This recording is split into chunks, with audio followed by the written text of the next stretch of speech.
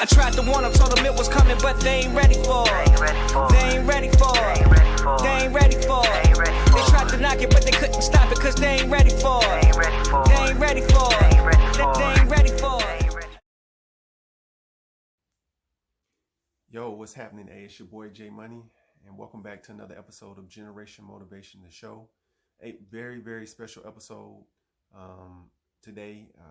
Actually, I have my hoodie on, my Detroit Piston hoodie on for a reason. My special guest was Tony Delk. Real cool dude, man. Tony Delk, NBA baller, Kentucky legend, and a future Tennessee Sports Hall of Fame inductee. We were able to, chop it up. Tony Delk was in the league for 10 years. 10 years. Won a championship with University of Kentucky Wildcats in 1996. Came out in the same draft class as Allen Iverson, Kobe Bryant, and the whole nine. So this interview took place, towards the end of last year. So obviously it was prior to Kobe's passing, but it's kind of interesting to be able to talk to Tony Delk. And I asked him a specific question during the interview about who was the hardest person for him to guard while he was in the league. And actually he mentioned Kobe as well as, Allen Iverson, and, he played against Michael Jordan too. So, but, hey, definitely sit back, relax, and check out the interview. We'll be back. It's your boy J Money. I'm here with my man Tony Delk. Jay, what's happening, What's man? happening with you, man? Tony Delk, man. Hey, basketball legend, current NBA analyst. One thing I will say, and my son is actually doing some training with Tony right now. Shout out to my son Robert. Appreciate it. Hey, one thing I can say about Tony Delk, just being around him, this dude is so humble, man. Everything that he's accomplished in life and the way he gives back to these kids, the inspiration, the message that he's delivering to kids to build them up to, hopefully one day be in a position to be able to give back. Right. And, it's amazing to me because you don't see a lot of people humble like that. I mean, as much as he's accomplished in life, Right. What is it about, I guess, your upbringing to make you have that type of mentality just to be able to give back? When I think about humility, it's about just having great parents. My parents set the foundation, making sure I go to church, have a strong foundation. It's something that I believe in a higher power. So as I navigated through high school, college, NBA, I always had my God on my side. So I always believed in a God, and also I knew how much God had given me. And just having great parents that were married for over 50 years, I saw a happy home. Right. And regardless of how I felt, wherever my day was, I always came home, my parents were at home. I had an older parent, right. So they never left the house anyway. Right. They taught me so much, and then having older siblings, because my brothers taught me how to play basketball. Okay. And that was a gift that they gave me once they were finished and retired. They taught their little brother how to play basketball, the basic fundamentals, which I'm teaching your son, Robert. Shooting, passing, dribbling, playing defense, and having a positive attitude and building confidence. Okay.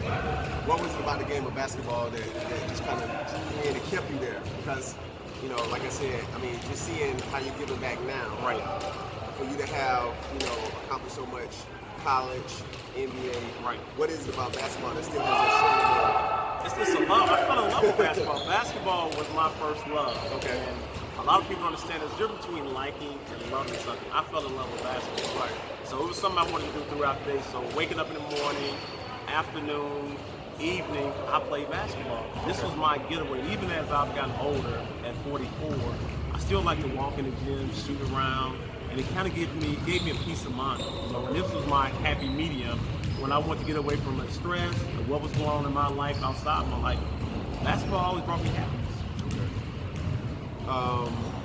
What are some of the obstacles that you had to overcome to make it as far as you did? I think the biggest obstacle was coming from a small town, Brownton, Tennessee, a town of about 10,000 people. I saw the house that you grew up in too. Yeah. Exactly. So, I didn't come from, the silver spoon or the gold-plated emblems in the house, but it was more about understanding what hard work is required, but also what you put into what you're going to get out of it. Right. And my parents taught me about just working hard and opportunities still have to present themselves. So for me, the obstacle was going through high school and being a sophomore and having seniors out there and trying to beat those guys out for their positions. Right. Knowing those guys had already established themselves as players and then going on to become a starter as a sophomore and starting the next 2 years. And then going to college, I think that the biggest obstacle I had was being a freshman coming into the University of Kentucky, being a McDonald's All-American, Right. leading the state of Tennessee in scoring, Right. and coming in sitting on the bench. So I'm watching my peers play, and I don't know whether it was me wanting to transfer or talking to my parents and saying like, this is probably not the place for me. Maybe I came to a city that was too big for me to play basketball. But having Billy Donovan there as the guy recruited me, brought me there, we went to the lab. Right. And we worked out in the morning time. I would come at night. So I gradually got better. And by the time that season ended in 1993, we went to the Final Four. Neil Brown, a teammate of mine, he runs into the table, messes up his shoulder, and coach comes down the sideline. I'm thinking like we're playing in front of about 40, 50,000 people. Right. Like, don't put me in the game. We're playing against a Fab Five. Right. But put me in the game, and I played the second half, and I played in overtime. And then that was my coming out party. So the next 3 years, I came back off the start. So it's getting through adversity, not getting down. And then I think you got to believe in yourself. Gotcha. There's nothing better than going out there, spending 4 hours working on my game, and not coming out believing in what I can do. Exactly. So it's a belief. It's a belief. How did it feel to win the national championship, be the most outstanding player? What type of, I can't even grasp the feeling of being able to do that, man. Especially something that you already love. Yes. For you to excel at those heights. Well, it was actually coming back my senior season. I wanted to leave as a junior. And I had promised my mom that I was going to get my college degree. And I held true to my promise. And then just coming back with so many other players that were NBA caliber players, and we all make sacrifices. And you make sacrifice for the good of the team, for the good of your coach, and for the fans in Kentucky. I knew the reward was going to be great. And to get to that national championship game, it's something we worked for me 4 years, and I wanted to leave as a champion. Right. And be a part of history and one of the greatest teams ever played this game. But all of us sacrificed. We played defense, we played offense, but we enjoy playing with each other. We were great teammates. Right. And it's hard to find that where you don't have jealousy amongst guys that are going to be pros and going to make millions of dollars. Right. But we understood that we could be something special. We could be a part of history. And when you're 20 years old, 21, you're not thinking about that. You're thinking about, I'm going to make it to the NBA. Right. And I'm going to make all this money. Right. I'm going to get this big check. But exactly. Winning that championship, they still celebrate it now in Kentucky. So it's one of those great moments. Had the jersey retired? Yes. Yes. That's a beautiful thing. And then, now, tell me about that moment when your name was called and you were drafted. Oh, man. You know what? It was Brownsville, Tennessee, in the house we saw we grew up in. Right. Mom and dad, brothers, sisters, family, friends. We didn't know. We knew I was going to be in the first round. And I could just hear by town, it was just an uproar. And we had to shut the street off. My whole town came on Dyer Street. That's what we're talking about. Everybody showed their love, and it was really a community. Like, I was basically taught by a community, and we all looked out for one another. But for one of their owners to make it, it meant that it just wasn't me, it was my teacher, it was my coach, it was my teammate, it was the neighbors. Like, everybody was a part of me making it day. Right. And that's the great spirit, great moment of just being a humble kid and seeing one of your own make it. I mean, you had to be ecstatic. You had to be happy about, man, that's the kid from Brownsville, Tennessee that I grew up with. So I enjoyed that moment. Was it a lot of pressure on you though? You feel like it was a lot of weight on your shoulders because it's a small town, all the sacrifice that your family... Nah, you know what? I never really felt the pressure because I played for so many years, but basketball was fun for me. And it was something that I started as a kid, and even though you're making money doing it, it was still fun. I never lost the love for basketball. Right? The excitement that it brought, but also the smile that it put on so many people's faces from my family and friends, and there was no pressure. I did something that I've been doing almost since birth. I loved it. Okay. So the current state of the NBA, with you being an analyst. Yes. How much has it changed since your playing days? Well, if you go back to the 90s, the 80s, and even back to the 70s, the game was about physicality. It was like a lot of bumping going into the lane, hand checking, outside the 3-point line. I love the state of the game right now. Okay. We've seen the numbers go up. It's not a game where they rely on one ball handler. There's multiple ball handlers. As you see, it's an open court. Right. So if you have speed, you have elite speed, you're able to get to the basket. No one is there. There's no shot block anymore. You have the stretch 4, the stretch 5. Right, exactly. And the way the game is, it's about fundamentals. I still teach the basic fundamentals of basketball: passing, shooting, and dribbling. If you're a good shooter, Right. you can be on the court. That's how the game is right now. And understanding how to play the pick and roll. And defense comes, I think defense is second nature. Right. Whoever thought a team like Golden State, who have won 3 championships, would not really having a true post coach. Right. Let you know what the game is. Right, exactly. And like you said, the game has evolved too. You don't have a lot of, back to the basket. No. You know what I'm saying? You don't have anybody like a Shaq that you just dump it down Right. to, and, or whatever. So, what words of advice would you give to someone that's aspiring to make it as far as you have? I mean, at say like Robert's age, 6th grade, to someone that's in college about to come out.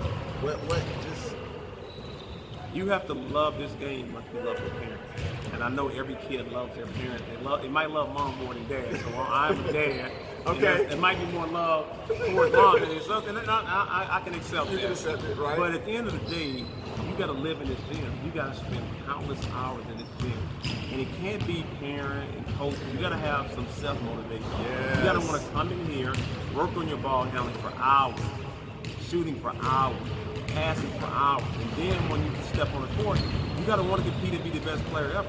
You don't want to step out there and go through the motions. So I would tell kids, keep working on your game every day, because that's the only way you will see improvement. Right. And it can't be once a week, twice a week.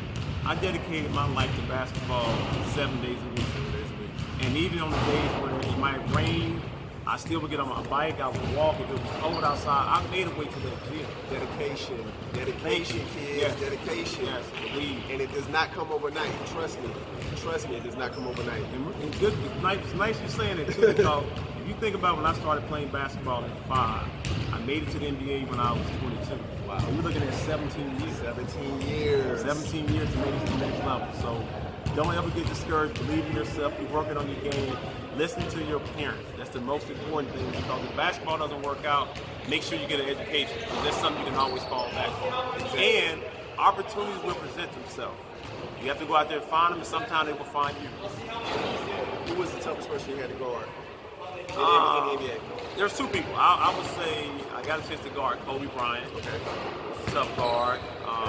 AI was a tough guard because AI had this green light of taking maybe 40, 50 shots if we wanted to. Right. And I can't leave out MJ. I got a chance to face up against MJ a couple times, and that was an island going up. So it was like guarding the person through the tennis shoes I had on. I'm like, man, Right. I'm about to guard MJ. I'm about to guard him, right? Yeah. But Kobe, AI, 2 guys in my 96 draft, guys that were prolific scorers. Right.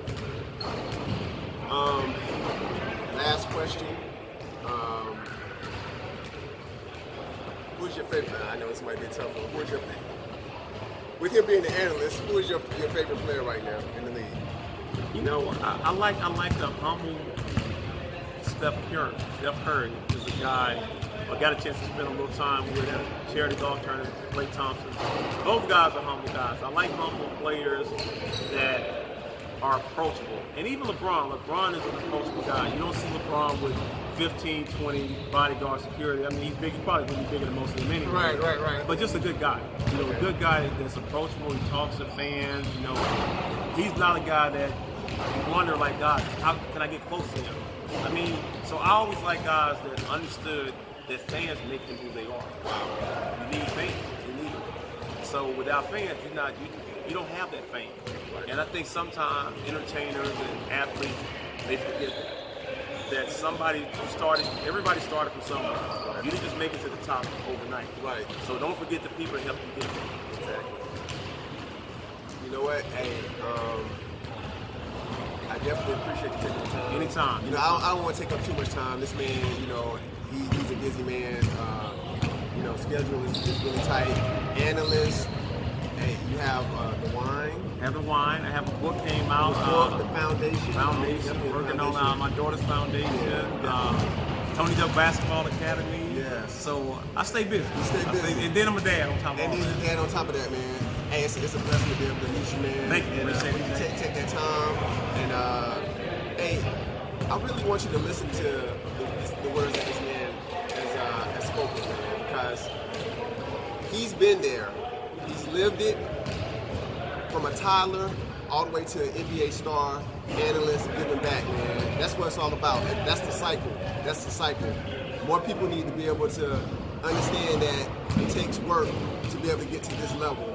And he's doing it, with grace and humbleness. So, hey, definitely appreciate you, man, and wish you the best of luck in everything you do. Appreciate it. Thank you. All right, Peace out. Peace out.